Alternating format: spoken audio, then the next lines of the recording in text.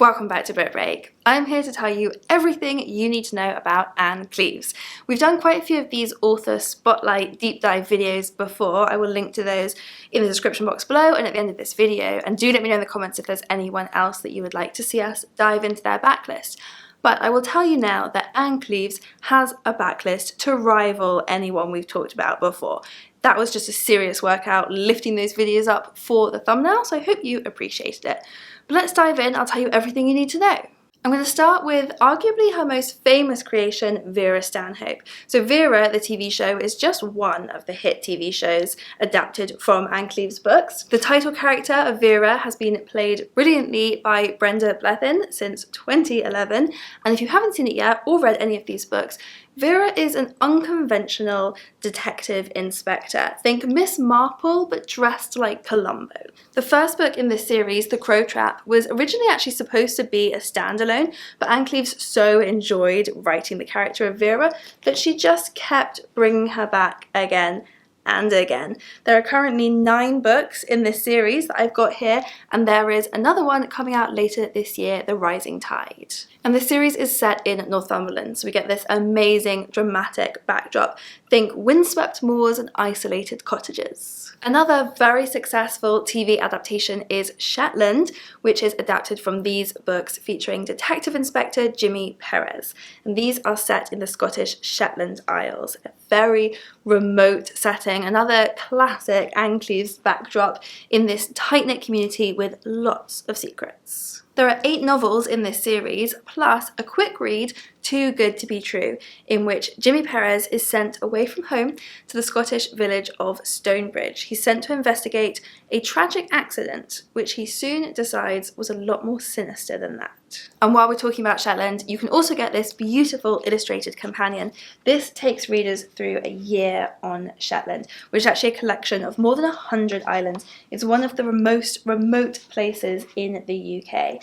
And the book shows you the bleak beauty of these islands, meets the people. It's absolutely stunning. Did you know that wherever you stand on the Shetland Isles, you can see the sea? The latest Ann Cleeves TV adaptation is The Long Call, which is based on the Two Rivers series. There are just 2 books so far in this series, The Long Call and The Heron's Cry, and these books feature Detective Matthew Venn, who was raised in this very strict religious community and lost his family when he turned his back on it. But now he is back home, and not just for his estranged father's funeral, but also for his first major case.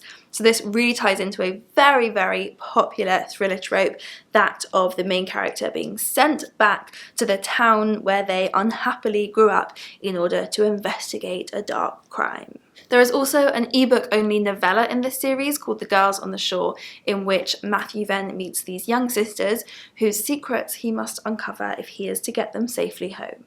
But let's go even further back into Ann Cleeves' backlist. So her first ever series was the George and Molly Palmer-Jones series, about 2 elderly bird watchers who travel the English countryside. There are 8 in the series. I have got the first one here, A Bird in the Hand.